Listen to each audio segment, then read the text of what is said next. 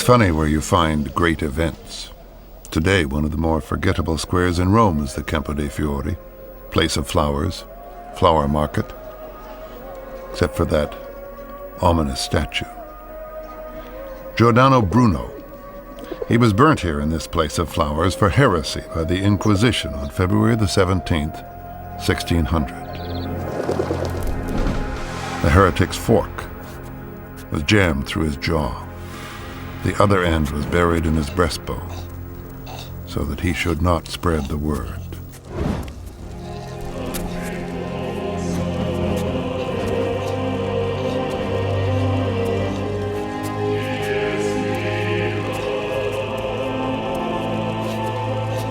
The Church believed God's earth and God's children were the center of the universe, and the Catholic Church, the unquestioned voice of God, who spoke from Rome. Bruno denied all that, so they set him on fire. There was to be no effusion of blood, they said. Soft tissue drips away quickly. Bones fall like dry sticks. There's no blood there. It boils away, and the soul goes tidally to hell. Fire marked the century. The fire of Protestant Reformation raged, and so the fire the Church feared most was of new ideas. Heresy.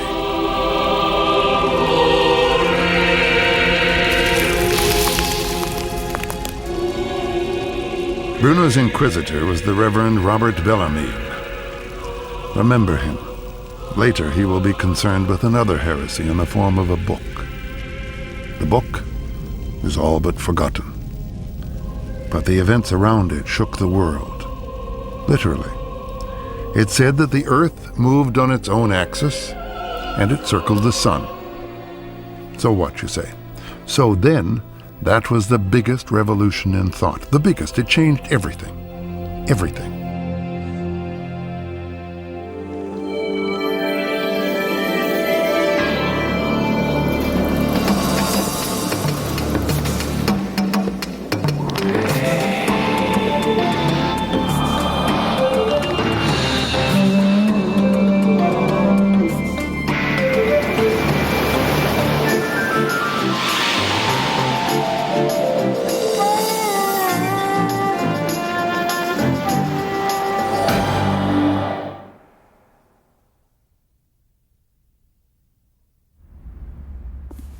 We often cry harder when they burn books than when they burn people.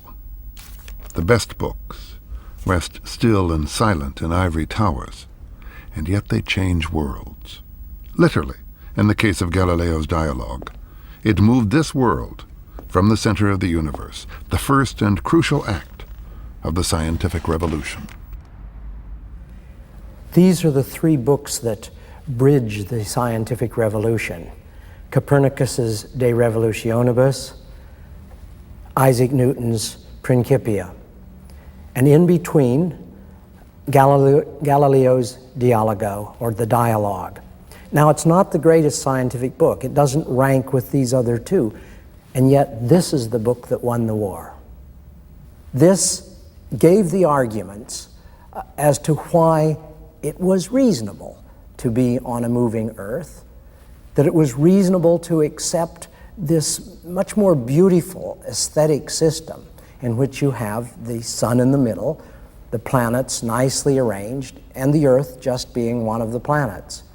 And for the first time, a broad public could begin to think that maybe this is how God made it. The transition from believing that the earth stands still at the center of the universe to believing that the earth is a planet that moves in various ways, two ways, primarily spinning around its own axis every 24 hours and going around the sun in an orbit once a year, that transition in thinking is probably the greatest intellectual revolution or upheaval in the history of mankind. I think it's without a doubt true that Galileo introduced the first new observations into our understanding of the universe in 2,000 years.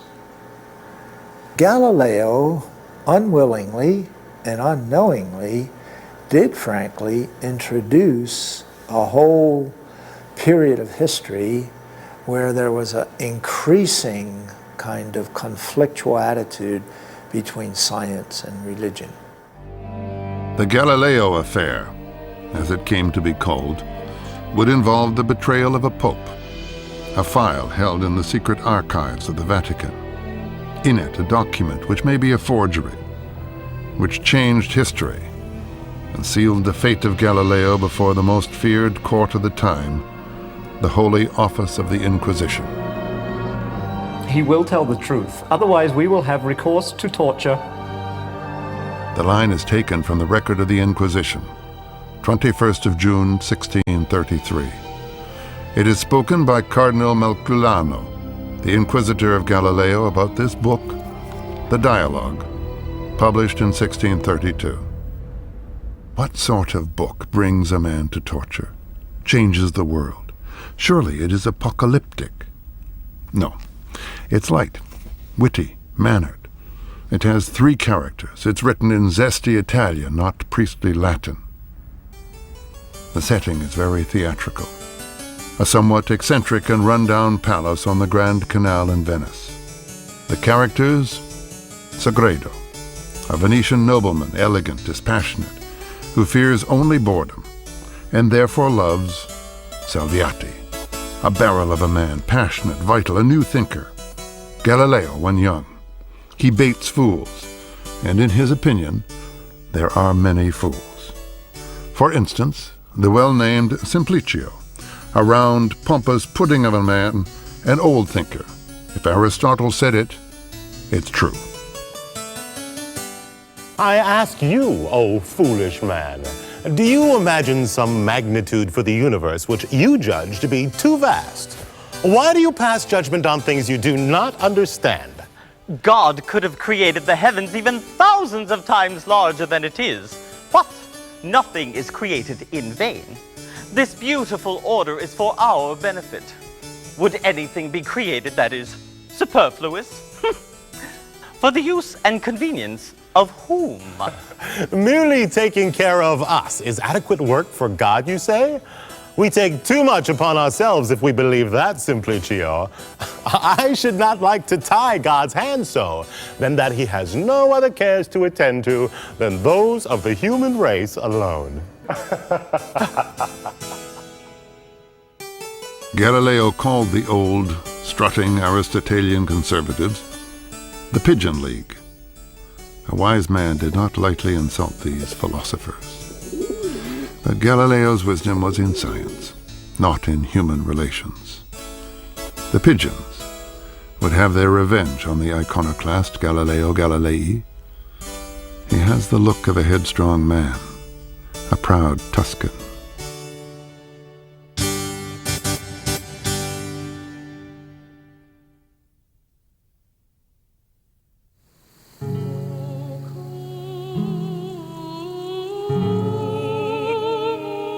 In the hills above Florence, the capital of Tuscany, some would say the capital of the Renaissance, is a place called Arcetri, the last home of Galileo. From its window you can see, any day, a local gardener tend the hillside trees. Some things don't change. It reminds one of a story. A group of priests came to see Galileo towards the end of his life. He was tending the trees. "I am ashamed that you see me in this habit. I'll go and dress myself as a philosopher," he said. "Why not have this work done by someone else?" they asked. To which Galileo replied, "It's more pleasure to do than to have done by others."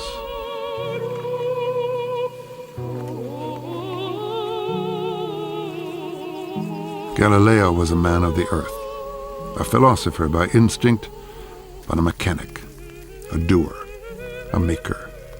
He was the father of experimental physics. He invented the science of motion. The apple fell on Newton's head, but it was Galileo who planted the tree. Galileo liked good living, but about living with people, he was not that good. Born 1564 near Pisa to a musician father, an unloving mother, a parasitic brother, family was not his forte. He treated his common-law wife as a possession. She bore him a son and 2 daughters.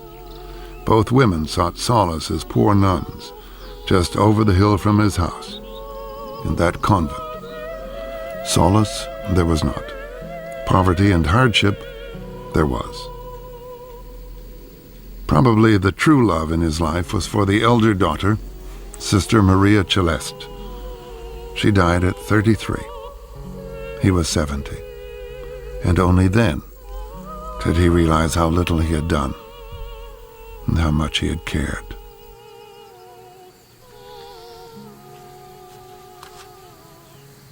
But his real love was abstraction, ideas, numbers. The book of nature is written in mathematics, he believed. Galileo formalized messy nature into forces and laws. There were many inventions: an early pendulum clock, an early slide rule, an early thermometer, but above all, he was an early Newton, because especially he analyzed motion and force, falling, rising, floating, and so on. He dabbled with gravity, but never really understood it. Too occult, he said. Galileo's deep contribution to science was not really that many proofs. It was in seeing the simple coherence in a system, the way things hang together, the whole picture. Galileo combined common sense with mathematical formulae. Yet sometimes one seemed to fight the other. That bodies of different weights fall at the same speed is not common sense, then or today. That the Earth spins on its axis is not obvious. I mean, why doesn't everything not tied down fly off into the sky? Oceans, boats, everything. In Sagredo's palace in Venice, by the way, a real palace, now a private home, Galileo's dialogue sets an elegant answer. Shut yourself up inside the main cabin below decks on some large ship and have some flies, butterflies, bowl of water with some fish. Hang up a bottle so that it empties drop by drop into vessel beneath it. Ship standing still. Observe how the fish swim indifferently in all directions. Drops fall into vessel beneath. Throwing something to your friend, you throw it no more strongly in one direction than another, the distances being equal. Jumping with your feet together, you pass equal spaces in every direction. When you have observed all these things, have the ship proceed with any speed that you like, so long as the motion is uniform. You will discover not the least change in all the effects, nor could you tell from any whether the ship was moving or standing still. The cause of all these effects is the ship's motion is common to all of the things contained in it, and to the air also. Whoever thought it more reasonable to make the whole universe turn to keep the earth motionless was more unreasonable than someone who went up to the top of your cathedral to look at the city and its surroundings and demanded that they turn around him so that he would not have to bother turning his head. The important point is that the earth be able to move without 1,000 inconveniences. All the inconveniences will be removed as you propose them. The inconveniences were just about to start. A little way down the Grand Canal in the Piazza San Marco is where the man who wanted to be a philosopher would venture into the realm of the priests, the heavens.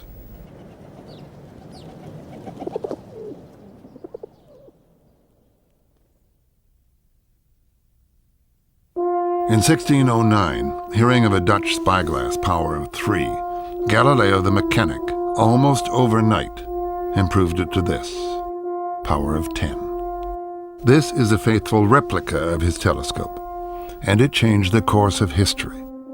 He pointed this tube to the heavens, and that was the defining moment in the history of science.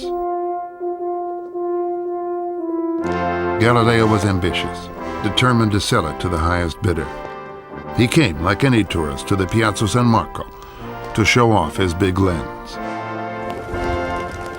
And the Venetian senators scrambled to see it. The philosophers flocked to him. It was magic.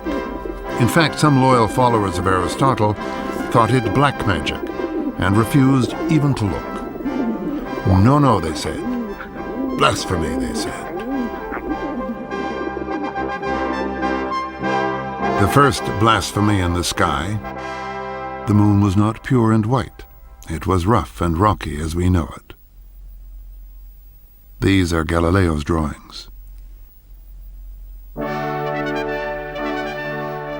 There were black spots on the pure heavenly surface of the sun.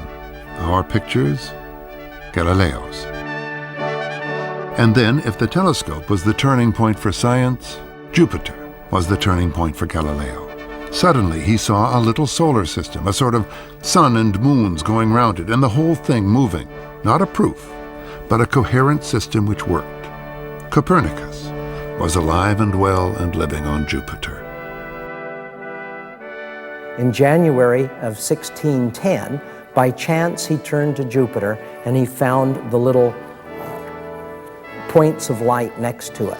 And we can follow it day by day when he sees that those little points of light are moving around, and suddenly he realizes after about a week that, wait a minute, these are being carried as little moons with Jupiter. Now, one of the reasons people worried about the Copernican system was it seemed awfully silly that the Earth could be whizzing around the sun and yet carry the moon and not have the moon get lost. As soon as Galileo realized that Jupiter was also moving, everybody agreed Jupiter was moving, carrying those moons with it, a great stumbling block against the Copernican system was removed. And Galileo immediately saw the power of that argument. He doesn't make a big deal of it, but he says it in passing. This should put to rest the worries of those people who think the Earth can't have a moon with it.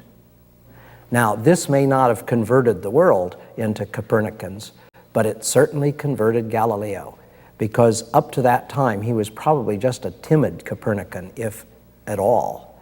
And suddenly, the wonderful things he found with the telescope required new patterns of thinking. To avoid the new thinking of Copernicus, that the sun is the center and the Earth moves around it once a year and turns on itself once a day. To keep the old thinking of Ptolemy, Earth at the center, you need this complicated system of interlocking spheres and gears. Which seems a madness to us. And yet, systems evolve. And evolution, we know, is not always reasonable or even tidy. The strain on reason of holding up an Earth-centered universe was beginning to show. However, reason was never a difficulty for the dialogue's Simplicio. The first and greatest difficulty is the repugnance and incompatibility between being at the center and being distant from it. For if the terrestrial globe must move within a year around the circumference of a circle that is around the zodiac, then it is impossible for it at the same time to be at the center of the zodiac. But the Earth is that center, as is proved many times by Aristotle, Ptolemy, and others. Aristotle has given us 100 proofs that the Earth is finite, bounded, and spherical. Which are all later reduced to one, and this one to none at all. For if I deny him his assumption that the universe is movable, all his proofs fall to the ground, since he proves it to be finite and bounded only if the universe is movable. Now, If it is true that the center of the universe is that point around which all the orbs and world bodies, that is, the planets, move, then it is quite certain that not the Earth, but the Sun is to be found at the center of the universe. How do you deduce that it is not the Earth, but the Sun which is at the center of the revolutions of the planets? We find all the planets closer to the Earth at one time and farther from it at another.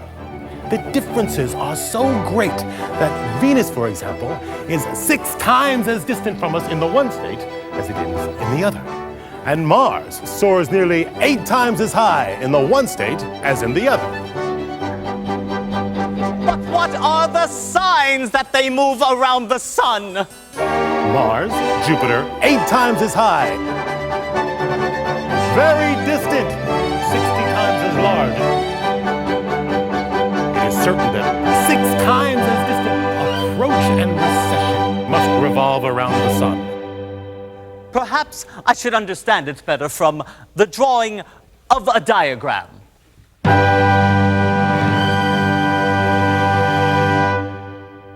Simple, isn't it? Well, to us, yes. But then it was revolutionary. All the song and dance about numbers and positions of planets really comes down to this reasonable system. Like Galileo's work on motion, it hangs together. But presume the Earth is the center, and not the Sun. Then this is what the planets have to do to satisfy the senses as seen from Earth. Well, you can see the gyrations they have to make. Why would God do it this way? Asked Galileo. Well, God's church had that well-known parental answer. Because we say so. The conceived order included a kind of an ecclesiastical geography in which hell was in the bowels of the earth. You could see the brimstone and fire spurting up occasionally in volcanoes.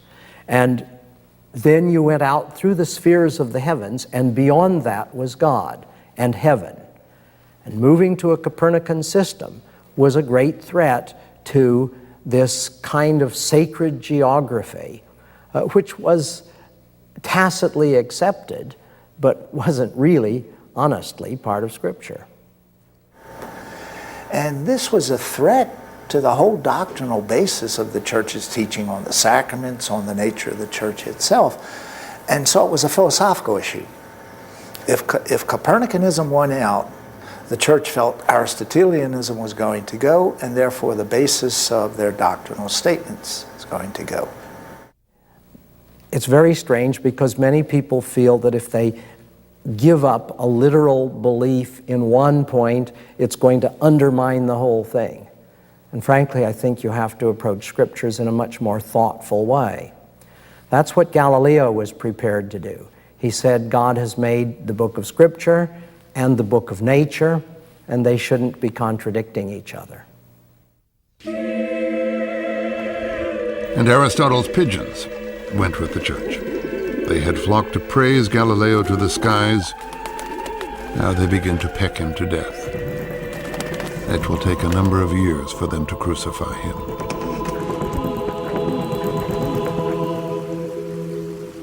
Galileo, the ambitious, the impetuous, helps their cause. He offends people. He makes 2 major mistakes. First, he leaves the protection of Venice for Florence to be chief mathematician and philosopher to Prince Cosimo. Now Rome can get to him. And second, he becomes fascinated with the tides as proof of the Copernican system. In 1611, he is first mentioned by the Inquisition. 1614, in Florence there is a rabble-rousing sermon against him by Tommaso Caccini of the Dominicans, the guard dogs of church dogma.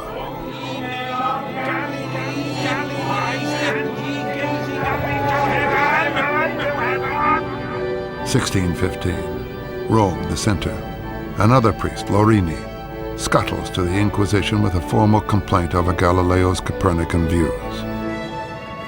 Now the Church's instrument against heresy can act, if it chooses.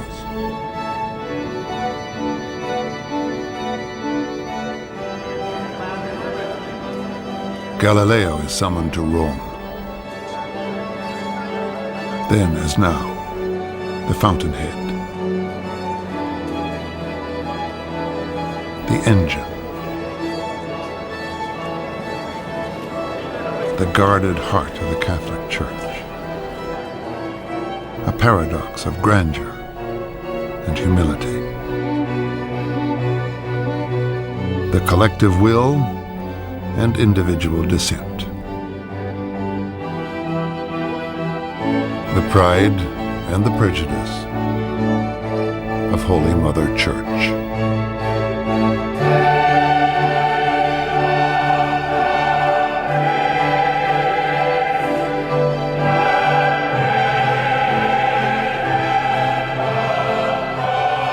Its guiding spirit in heaven is the Holy Ghost, but on earth it is a single priestly conscience.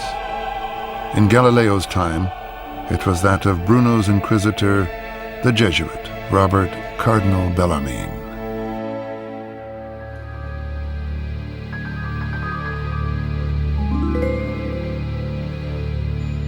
To this day, Bellarmine is a guiding light in the church, a ghost in the machine. In 1616, he was the literal personification of the church's dilemma.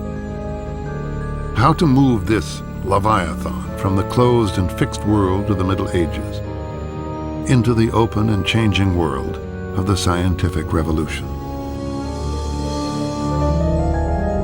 On the roof of the Collegio Romano, the old Jesuit headquarters, Galileo and his supporters, the Jesuit astronomers, and Bellarmine, used to observe the stars. Some remnants of the observatory are still here.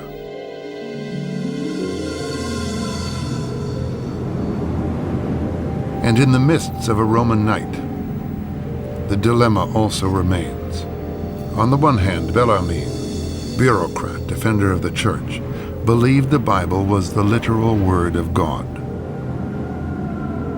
On the other hand, Bellarmine, the intellectual, admired Galileo's science, a paradox, and one that will, even today, not drift away. In his portrait, Bellarmine stares into one's very soul, and in February 1616, he solemnly warns Galileo the Copernican doctrine is not to be held or defended. Galileo agrees. The meeting was at Bellarmine's residence, but there were present some unnamed, rather shadowy Dominican aides. Later, Galileo asked for and received a letter recording the meeting and its warning.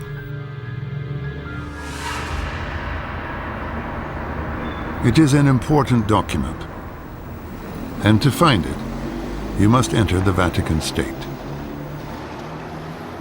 Go through the old streets to the Belvedere Palace. Open a safe. Take out a file. Codex 1181.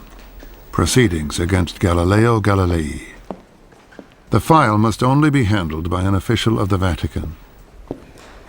Through the corridors, past the old scholars' archives, through an old wooden door, and into a new world of steel and concrete called the bunker.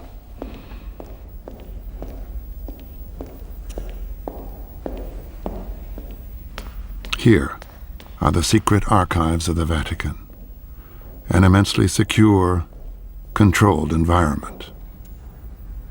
Open the file.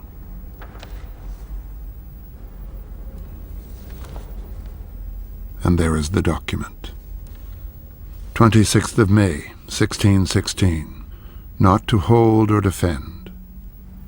Signed, Robert Cardinal Bellarmine. But there is another document, 26th of February, 1616, which says that he must not hold or defend or teach in any way whatsoever. Now, some scholars say it is a forgery inserted later. Some say it is a minute prepared by those shadowy Dominicans in case Galileo did not agree. But it was never given to him. There seems to be different handwriting within the letter. It is not signed by anybody. Galileo knows nothing of this last document, but he will, and it will be in the presence of his enemies. Meanwhile, his file at the Holy Office of the Inquisition grows. Galileo and Copernicus need a miracle.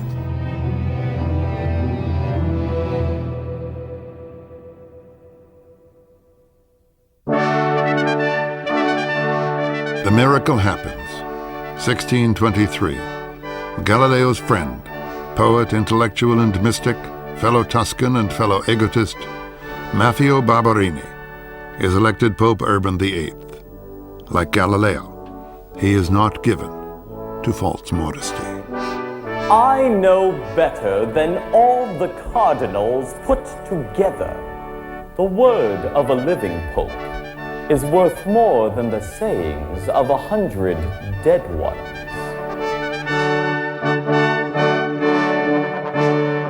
Galileo has 6 audiences with the new pope, happily discussing the dialogue. But becoming pope changes a man. Suddenly you are CEO of the biggest multinational, head of an empire under attack from Protestants without and dissenters within. Barberini's tomb is only yards away from that of St. Peter's, the center of the center. This is a pope who will defend the church against any foe or friend.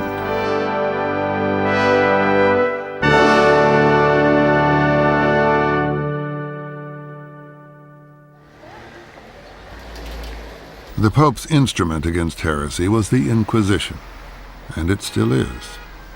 Just to the left of St. Peter's is the Palace of the Congregation for the Doctrine of the Faith. New name, same purpose. Visitors and cameras are not welcome.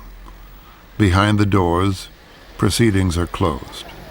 A modern victim is Father Charles Curran. I was informed originally in 1979 that the Congregation for the Doctrine of the Faith was investigating my writings. The content issues dealt primarily in the area of human sexuality, contraception, sterilization, masturbation, divorce, homosexuality. Those were the primary issues that were involved. I was taking positions that a lot of other people were taking around the world. I mean, I was in enough communication with other theologians in Europe to know what they were saying. I wasn't saying all that much different from others. And to that extent, therefore, I figured that in the end, this probably wouldn't go very far. In the very beginning, I thought it was sort of a shot across the bow. Behind the specific issues, however, was the deeper theological question of the possibility of dissent within the Roman Catholic Church. I realized things were getting serious when Cardinal Ratzinger, the Cardinal Prefect of the Congregation for the Doctrine of the Faith, published a famous interview in the Italian magazine Jesus. He was talking about a crisis of faith in the world. And when he got to North America, he said the crisis of faith in North America is primarily in the area of moral theology. And the reason is because the ethos in the United States is opposed to the gospel ethos, and that that theologians must make a choice between one or the other, and that too many Catholic theologians have dissented from the hierarchical magisterium rather than from the American ethos. It became obvious to me then by 84 also, or 85, I had a letter saying, you know, we have finished reviewing your work, we find errors and ambiguities there, and now we give you this opportunity to rescind or change your positions. And, well, I knew then that the game was up. I wrote back and said, I can't. I mean, these are the positions I've taken, these are the positions I believe in, I think they're very legitimate for a Catholic, and they then determined on the basis of that there were errors in my writings and I could no longer be a Catholic theologian. Father Curran is forbidden to teach theology at Catholic University. He's still a Catholic priest, but now teaches at Southern Methodist University. As with all dissenters from Galileo to Charles Curran, the offense is having different ideas and writing them down for others to see. Books are the threat. Galileo wrote a number of books, but the dialogue is the problem. More specifically, one scene, the last scene. It offended the Church and deeply hurt his friend, Pope Urban VIII. How did it offend the Church? It became a sort of a social issue with the Church, that it was kind of a forbidden book, this kind of thing, like the forbidden fruit. It's always more interesting to read something that authorities think you shouldn't read. And I think there's something to the fascination of the dialogue that way. Did Galileo actually disobey the orders that were given him in 1616 by writing the dialogue? Now, he held he didn't, but I'm certain he did. And he purposely did. And that's a fascination about the book. He tried to conceal that he was really trying to prove the Copernican system, but the dialogue overwhelmingly moves us in that direction.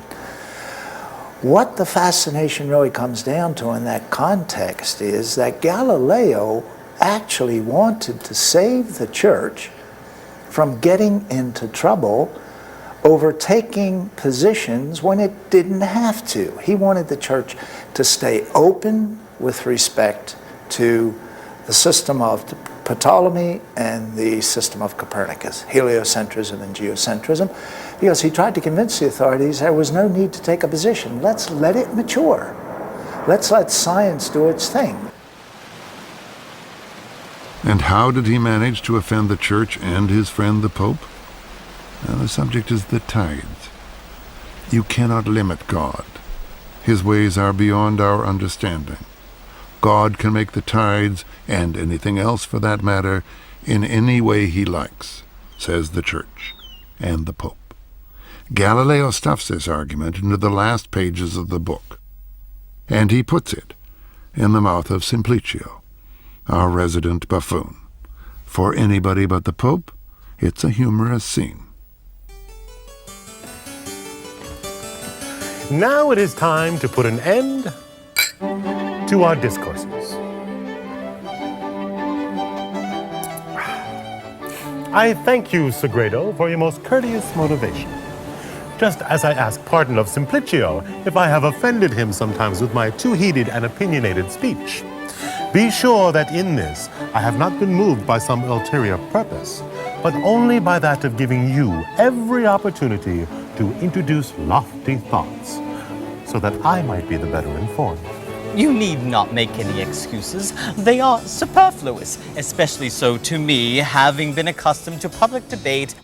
And here comes the biggest mistake of Galileo's life, the central doctrine of the Church, the favorite doctrine of the Pope, in the mouth of a fool. Indeed, keeping always before my mind's eye a most solid doctrine, which I once heard from a most eminent and learned person, before which one must fall silent. Guess who? I know that if I asked whether God, in his infinite power and wisdom, could have conferred upon the watery element its observed reciprocation motion, using some other means than moving its containing vessels. Translation: if God wanted the tides to do a particular thing, He could have, and that he would have known how to do this in many ways unthinkable to our minds. From this, I forthwith conclude that, this being so, it would be excessive boldness for anyone to limit or restrict the divine power and wisdom to some particular fancy of his own. An admirable and angelic doctrine. Salviati ends the book with more grand and contradictory platitudes. Oh, by the way, to add insult to injury, Galileo's proof of the Copernican system, the tides, is wrong. Both mistakes, scientific and political, are huge and inexplicable, and the political mistake will be fateful.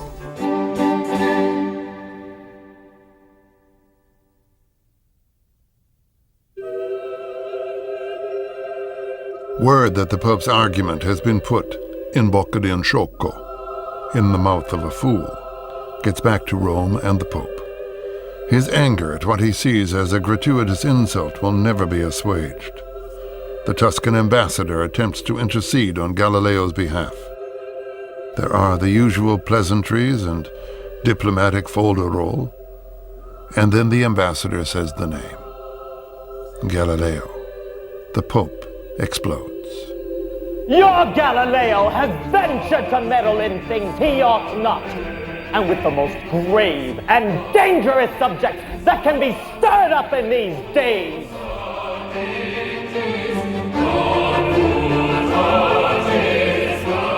Urban is implacable.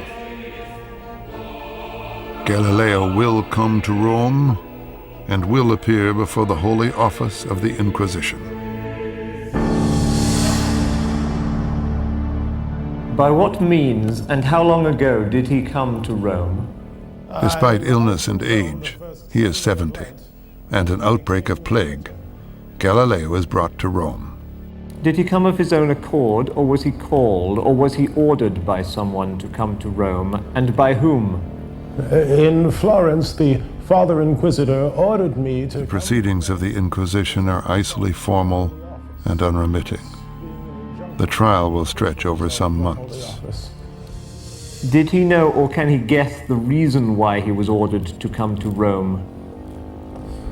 I imagine that the reason why I was ordered to present myself to the Holy Office in Rome is to account for my recently printed book.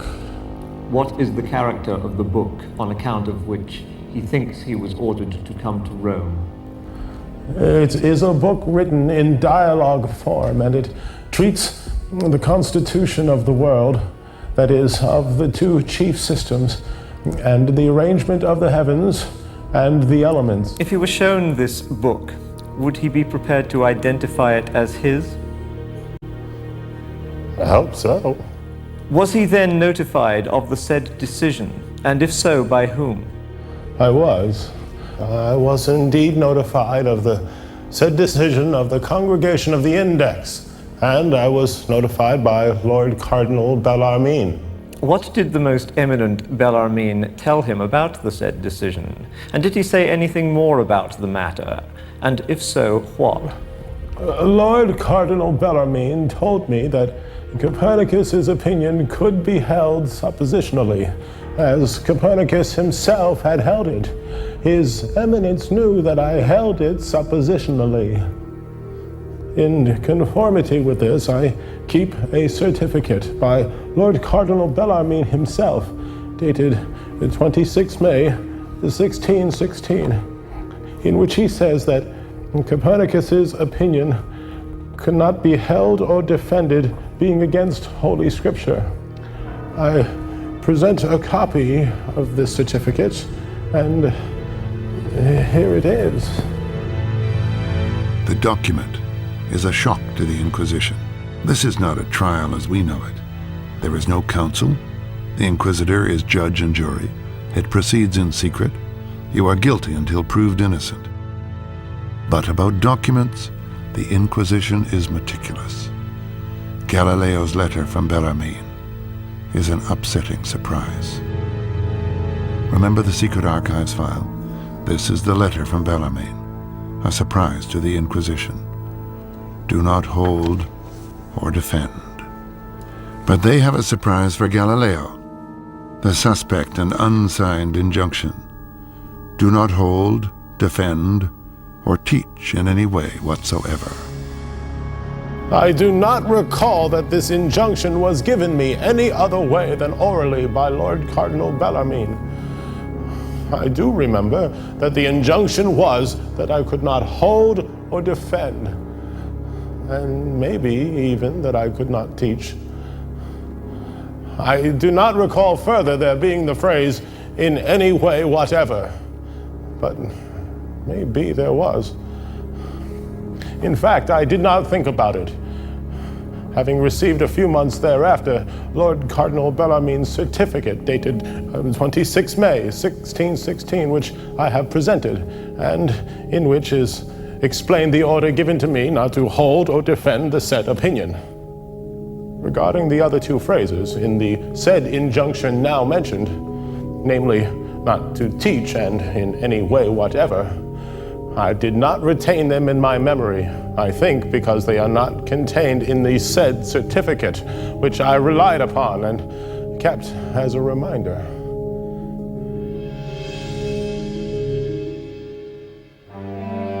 Given the confusion, the Inquisitor proposes a plea bargain. But the Pope is adamant. Galileo will face the full process of the Inquisition. Has he anything to say? I have nothing to say. Did he hold, or has he held, and for how long, that the sun is the center of the world and that the earth is not the center? I do not hold this opinion of Copernicus, and I have not held it after being ordered by injunction to abandon it. For the rest, here I am in your hands. Do as you please. He will tell the truth. Otherwise, we will have recourse to torture. I am here to obey.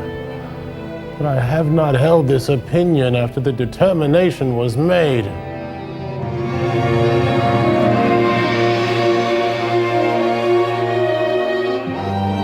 Galileo, an old and sick man, badly frightened, knows very well the instruments of torture. No effusion of blood, remember? So, for instance, the rack, or massive distension of the body by water, and so on. However, Galileo was not tortured. He was sentenced to house arrest for the rest of his life. And he was to be publicly humiliated in the grand hall of Santa Maria sopra Minerva in Rome, where he was to recant. I, Galileo, son of the late Vincenzo Galileo of Florence, 70 years of age, have been judged vehemently suspected of heresy, namely of having held and believed that the sun is the center of the world and motionless, and the earth is not the center and moves. I abjure, curse, and detest the above-mentioned errors and heresies, and in general, each and every other error, heresy, and sect contrary to the Holy Church. And I swear that in the future, I will never again say or assert, orally or in writing, anything that might cause a similar suspicion about me. So help me God in these holy gospels of his, which I touch with my hands.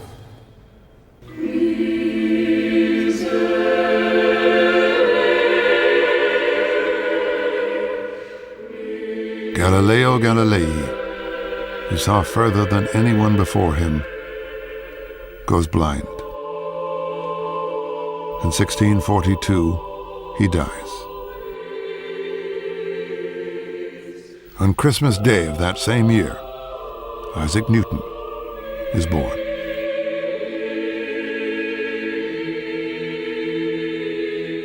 And today, is there a new Galileo Affair? A new dialogue? We are at a big turning point today.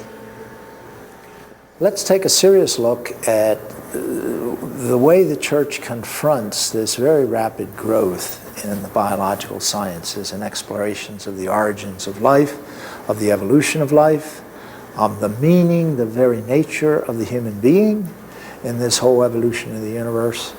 The church always seems to, and I'm not going to pinpoint any one person or any one thing, seems to want to always concentrate upon a magic moment when a human being comes to be. Somehow or other they feel that God's place in this whole process is better assured.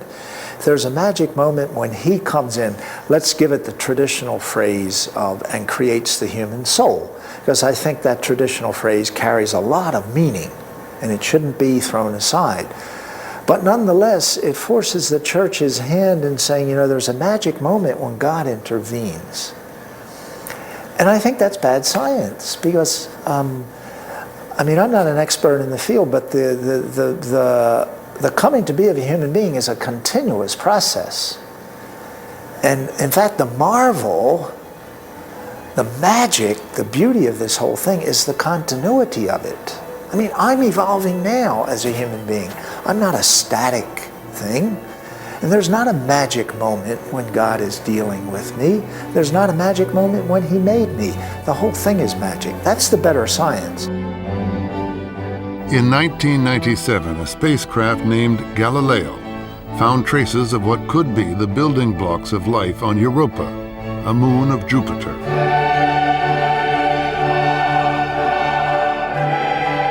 That moon was discovered in 1610 by the scientist Galileo. The dialogue continues.